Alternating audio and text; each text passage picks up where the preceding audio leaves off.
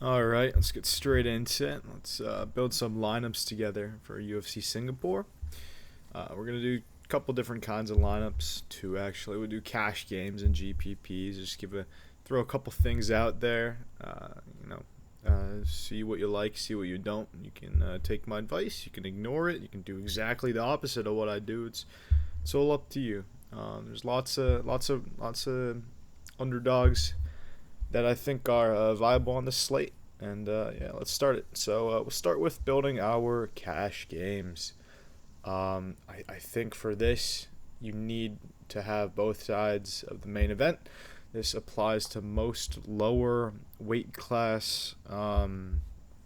This really applies to the lower weight classes where it's less likely to get a finish. I think it's just essential you have both sides. You know, if TKZ, I mean, if this is like a repeat of the Calvin Kattar fight, which I think is very possible. I mean, if TKZ lands 100 strikes, or maybe less, like 80 strikes, right, but gets a takedown or two, I mean, he can put up 40 points. And at 6,500, 40 points is much. It's enough. It's enough, especially for a cash game. Plus, whatever Max Holloway is going to score really well this week. If he gets to finish, it's going to be even better. And yeah, I mean, if you look at these high volume outputs, 89, and that's kind of on the lower side for Max Holloway, but still not a bad score. 89 fantasy points, 58 in the loss to Volk. I feel like this is kind of what we could see from TKZ. 153 against Yair Rodriguez. Obviously, that Calvin Kattar fight, insane. So yeah, I mean, very high upside for Max Holloway, and at 9,700 this weekend, you kind of expect that. But because TKZ's 6,500, it kind of balances out, and we still have almost 8,500 left per player on the slate. If you look at TKZ and his loss to Volk, yes, I mean, he didn't land much at all. I think he's going to land more against Max Holloway. So, yeah, we'll see what happens. If he can last, like in his loss against Yair Rodriguez, for example, 53 fantasy points. That's basically what we're going for here. And if he pulls up an insane upset, obviously that's good for us as well, since, I mean, Max Holloway ownership and cash games is going to be through the roof. TKZ ownership, probably going to be pretty high too, but nowhere close to Holloway's. All right, 8,500 per player. Where do we go from here? Again, we're looking for players that in cash games have a high upside, but also I don't think are going to get finished if they do lose. I think you can put someone like the Taya Santos Blanchfield fight. I think you can target that in both cash games or GPPs. Let's go up, grab someone a little bit more expensive. I think Giga Chikadze is going to win this fight. Really, actually, let's go Rolando Bedoya. Bedoya, I think, has a very, very, very small chance of losing this fight, as I talked about in my predictions video. Furthermore, his output is insane. Only one fight to look at from a fantasy perspective, but again, in a 3-rounder against Chaos Williams, 150 strikes landed, 60 fantasy points. I mean, pretty damn impressive performance. If he had won that split decision, would have scored 90 fantasy points. Very, very, very good performance. And this week, I think he's going to get a finish against Son Kanan, someone who we have seen been chinned before, someone who's been in the fighting game for a long time, someone who has taken damage, doesn't have a granite chin, and I don't think is that smart of a fighter, which is very important here. So, yeah, I think Bedoya is a great option for both cash and GPPs. In cash games, I don't want to target the Span Anthony Smith fight. I think there can be a finish pretty early. Could really, really screw you over. Yeah, you can target someone like Erin Blanchfield in this area. I think she's gonna win. Basically, if we can get 4 winners that score well, and the 2 losers don't get finished early on in cash games, you should cash and make some money. So now we got 8,000 left. We can look for a slight underdog here.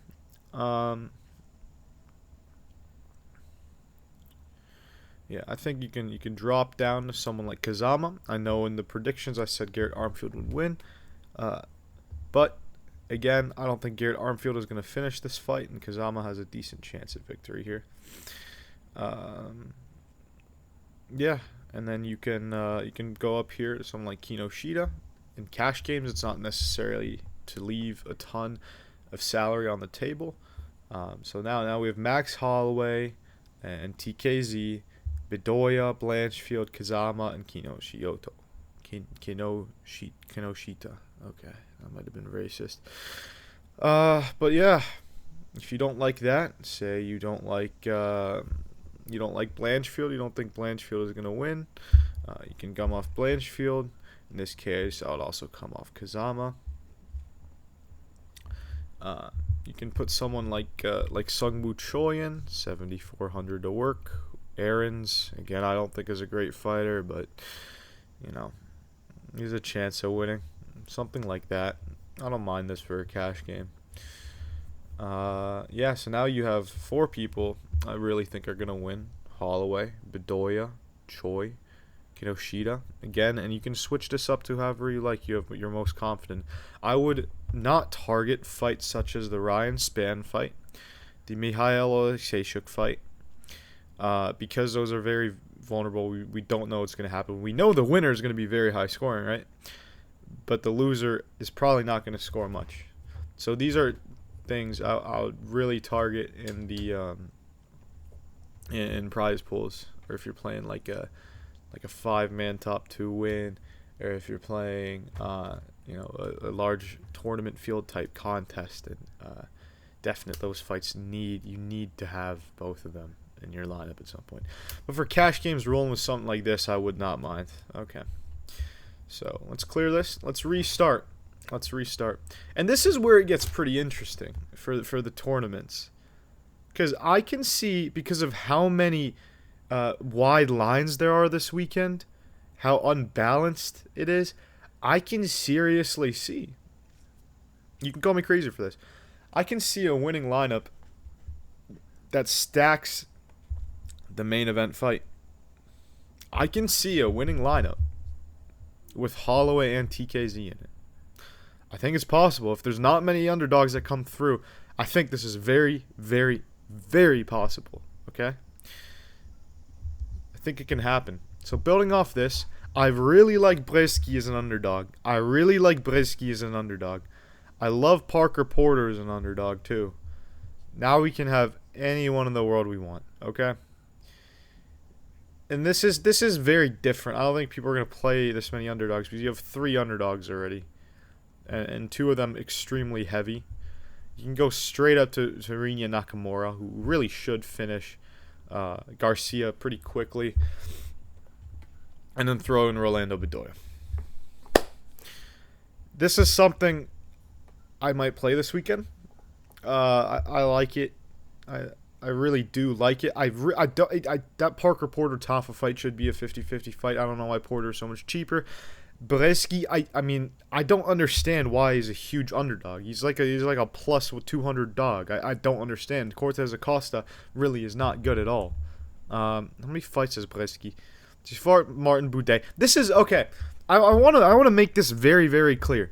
He won this fight. This was the robbery of the year. Like, of the entire recent UFC history, this is the worst robbery to have ever occurred. And there's been a lot of very bad robberies, but this was fucking ridiculous. He literally doubled Boudet's strikes, and he visibly did more damage. This was unbelievable. I don't know how the hell he lost this fight against Martin Boudet, who has proven that he's not horrible for a fat heavyweight, And then the fight against Carl Williams, he just gets takedown abused. I mean, he got ragdolled in that fight. He got taken down like 10 times or something ridiculous like that. That's not going to happen against Waldes Acosta, okay? This guy, I still don't think he's good. I really don't. I don't think he's good. That's it. I don't think he's good, period. End of conversation. Yeah, Arina Nakamura, I mean, I think This fight, I think, is guaranteed to score over 100 points. I think we're looking at 110, 115 points that Nakamura scores in this fight, which you'll need at that salary. There's no doubt about it. Max Holloway also going to score over 100 fantasy points very easily. Again, like we talked about, if TKZ can score 50 points, 40 points, that's a win. That's all we need from him. If Brzeski wins this fight, I mean, yeah, if Parker Porter goes for the takedown, takes down Junior Tafa, we can expect a good amount of points from him. And then Bedoya just putting it on Song Kanan. I really like this lineup. This is my favorite lineup of the weekend, for sure. If you're not with me on this and double stacking the main event, which I completely understand if you don't want to do, I realized, and this is also a way to avoid the. I know I just said I needed the Span and Alexejczyk fight, but I think building something like that, I guess you could avoid it. Yeah. Okay. Anyways, I'm gonna go back to what we were preaching earlier. You take out TKZ, you take out Nakamura, and very simple. I think Njukwani's gonna win. Plug him in. I think Ryan Span's gonna win. Plug him in. Bang! We have a new lineup, and very, very, very lineup with a very, very high ceiling. I mean, if you think of it this way, in terms of the numbers these people are going to put up if they win, Max Holloway, and we're gonna be a little bit conservative here. All right, Max Holloway, late finish, 100 fantasy points. Okay, Njukwani, knockdown finish sequence. I think if he wins, it's going to be around 100 fantasy points. Brzeski, if he wins, I think this fight's going to go to decision. Pretty confident about it. Say he lands 100 significant strikes. Very realistic against someone like Waldo Acosta, who can't check a leg kick, doesn't really have any defense. 70 fantasy points. Parker Porter, Junior Tafa, if he goes for a takedown, wrestle fucks him, just controls him, I think we can get a good 80 fantasy points out of him. So now we're at 150, 250, 350. Span and Bedoya, another set of 100 fantasy point plus winners, and you're looking at 550 fantasy points if they all win, which I think is very possible. Even if one of them doesn't come through, I think this is a very, very, very high ceiling lineup. And yeah, I feel like even in GPPs, you could get away with having 4 winners in this if they're all high scoring. If Brzeski loses and Porter and say Brzeski and Porter lose, and the other 4 come through, I still think you're cashing in tournaments pretty comfortably. Yeah, fighters to avoid. Obviously, this JJ Aldrich fight. I mean, I don't know why you'd. I really don't think Liang Na is winning. I don't think he's going to put up many fantasy points either. I mean, I guess you could put her in, but when you have TKZ is an option, literally anyone in this bottom area is a better underdog option, except maybe Fernie Garcia. But yeah, I don't know why the hell you'd pay $9,400 for JJ Aldrich. That just makes no sense to me. Let's just for the hell of it look at how many points she's putting up in wins. 68 points, 86 points, 81 points, 69. Yeah, you don't want that for fucking 9,400. It's absurd. Absolutely not.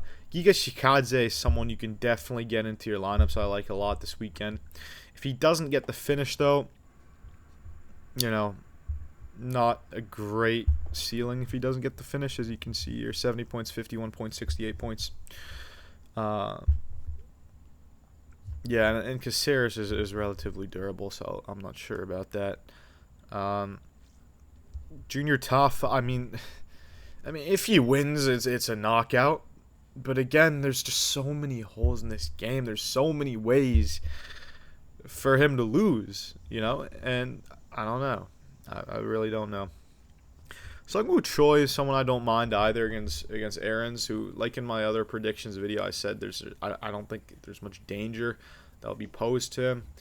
I think he's going to cruise to a victory this fight. I don't think it's going to be a knockout, but I think he's just a better fighter.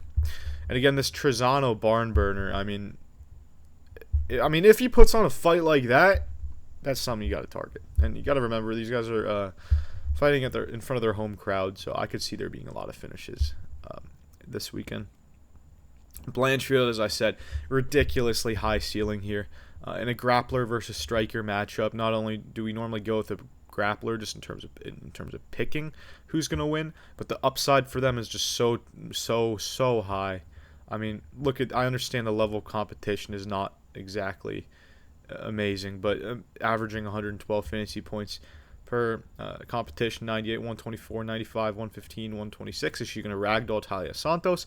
Absolutely not. But again, very, very high scoring upside here. Santos herself, pretty high scoring upside. But again, because she's going to be constantly worried about the takedown, and she's not really going to take down Erin Blanchfield. That's not going to happen. So these takedowns leading to these extremely high scores here, I think that that's not going to happen. So again, if you're going to target one of the two, I really, really would be on the Blanchfield side because of the scoring upside. All right, so those are my thoughts. You can choose to ignore them. You can play the exact lineups I made if you want. Completely up to you. Let me know what your thoughts are in the comments. Let me know what you disagree on, what you agree on. If you do decide to play my lineups, good luck, best of luck. I hope you win money. If you don't play my lineups and win money, that's great for you. I'll be happy for you. Just looking forward to enjoying the weekend and watching the fights. Don't know if I'm going to wake up at 5 a.m. to watch them Eastern. If you're on the West Coast, I'm really sorry. That's just unfortunate. Not much else to say. But, yeah, those are my picks, my thoughts from the DFS side of things. And, yeah, enjoy the fights.